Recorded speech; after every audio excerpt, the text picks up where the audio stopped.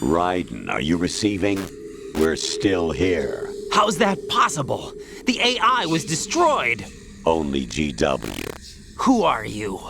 To begin with, we're not what you'd call human. Over the past 200 years, a kind of consciousness formed layer by layer in the crucible of the White House. It's not unlike the way life started in the oceans 4 billion years ago. The White House was our primordial soup, a base of evolution.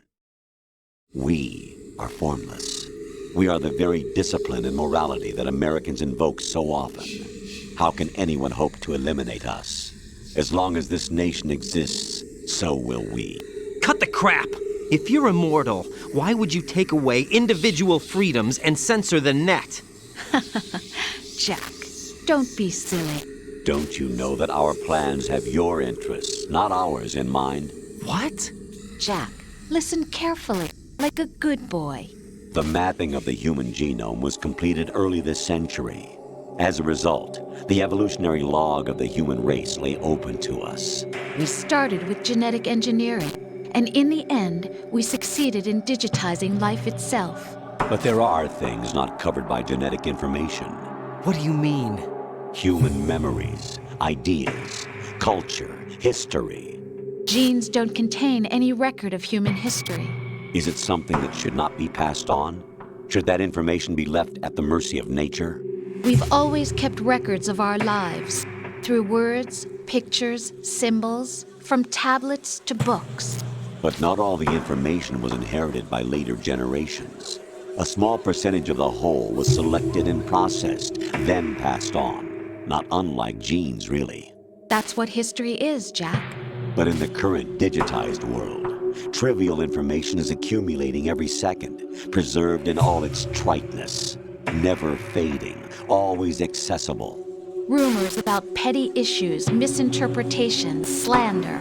All this junk data, preserved in an unfiltered state, growing at an alarming rate.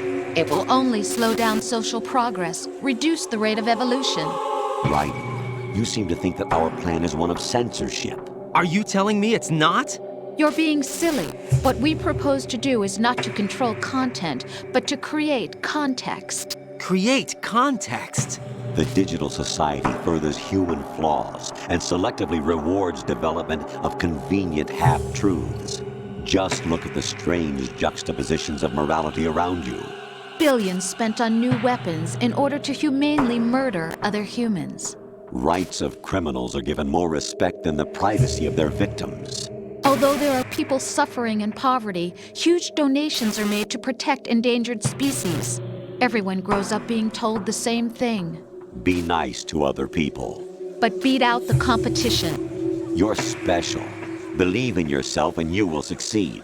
But it's obvious from the start that only a few can succeed. You exercise your right to freedom, and this is the result. All rhetoric to avoid conflict and protect each other from hurt. The untested truths, spun by different interests, continue to churn and accumulate in the sandbox of political correctness and value systems. Everyone withdraws into their own small gated community, afraid of a larger forum. They stay inside their little ponds, leaking whatever truth suits them into the growing cesspool of society at large. The different cardinal truths neither clash nor mesh. No one is invalidated, but nobody is right. Not even natural selection can take place here. The world is being engulfed in truth. And this is the way the world ends, not with a bang, but a whimper. We're trying to stop that from happening. It's our responsibility as rulers. Just as in genetics, unnecessary information and memory must be filtered out to stimulate the evolution of the species. And you think you're qualified to decide what's necessary and not? Absolutely. Who else could wade through the sea of garbage you people produce, retrieve valuable truths, and even interpret their meaning for later generations? That's what it means to create context. I'll decide for myself what to believe and what to pass on.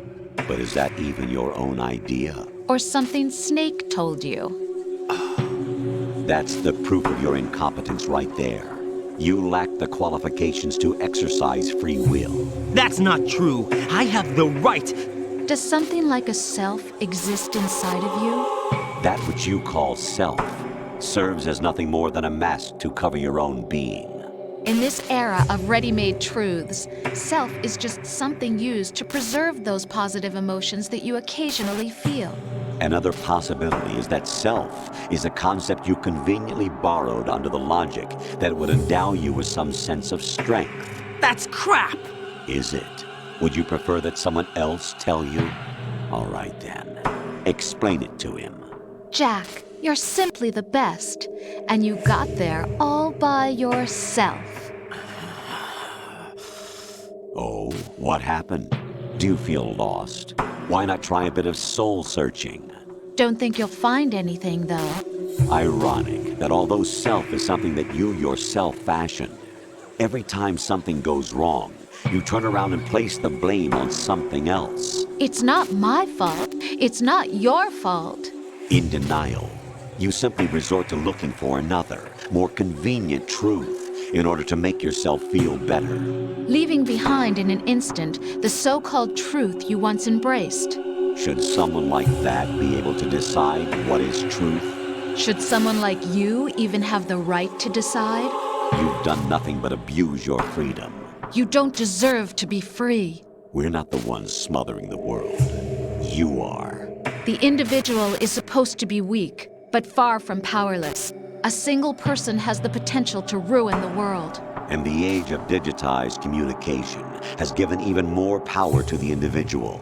Too much power for an immature species. Building a legacy involves figuring out what is wanted and what needs to be done for that goal. All this you used to struggle with. Now we think for you. We are your guardians, after all. You want to control human thought? Human behavior? Of course. Anything can be quantified nowadays. That's what this exercise was designed to prove. You fell in love with me just as you were meant to, after all. Isn't that right, Jack? Ocelot was not told the whole truth, to say the least. We rule an entire nation. Of what interest would a single soldier, no matter how able, be to us? The S3 plan does not stand for solid snake simulation. What it does stand for is Selection for Societal Sanity. The S3 is a system for controlling human will and consciousness. S3 is not you, a soldier trained in the image of Solid Snake. It is a method, a protocol that created a circumstance that made you what you are.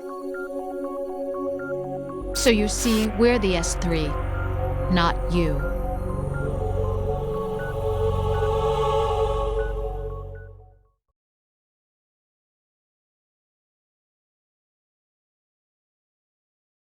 What you experienced was the final test of its effectiveness. That's crazy. You heard what President Johnson said. The Arsenal's GW system is the key to their supremacy. The objective of this exercise was to establish such a method. We used Shadow Moses as a paradigm for the exercise. I wonder if you would have preferred a fantasy setting. We chose that backdrop because of its extreme circumstances. It was an optimal test for S3's crisis management capacity. If the model could trigger, control, and solve this, it would be ready for any contingency. And now, we have our proof.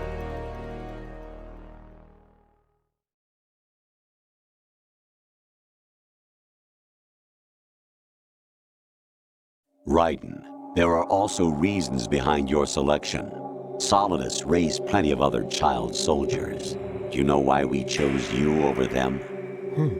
It was because you were the only one who refused to acknowledge the past. All the others remember what they were and pay for it daily. But you turn your back on everything you don't like. You do whatever you like, see only the things you like, and for yourself alone. Yes, Rose can attest to that. You refused to see me for what I was. I lied to you, but I wanted to be caught. You pretended to be understanding, to be a gentleman. You never made a conscious attempt to reach out to me. The only time you did was when I gave you no choice but to do so. I was just trying not to. What? Trying not to hurt me? Dear, the one you were trying not to hurt was yourself. Avoiding the truth under the guise of kindness is all that you did. It occurred to you to do nothing but look out for yourself. Even if you claim that it was for my sake, that feeling was nowhere to be seen. In the end, everything was for your sake. I was never part of the picture. Exactly right. So you see, you're a perfect representative of the masses we need to protect. This is why we chose you. You accepted the fiction we've provided, obeyed our orders, and did everything you were told to. The exercise is a resounding success. Didn't I tell you that GW was still incomplete? But not anymore, thanks to you. Your persona, experiences, triumphs, and defeats are nothing but byproducts. The real objective was ensuring that we could generate and manipulate them. It's taken a lot of time and money, but it was well worth it considering the results. I think that's enough talk. It's time for the final exercise. Raiden, take Solidus down. Think again. I'm through doing what I'm told. Oh, really? Aren't you forgetting something? If you die, my child dies. The termination of vital signals from your nanomachines means the death of Olga's child. Not to mention the death of Rose. She's wired the same way. Rose, does she actually exist? Of course I do, Jack. You have to believe me. Damn! It will be a fight to the death. Solidus at least wants you dead. We will collect the necessary data from this last fight. Then we'll consider the exercise closed. So, Jack the Ripper, will it be Solidus, the Patriot's creation, or you, Solidus's creation? Our beloved monsters, enjoy yourselves.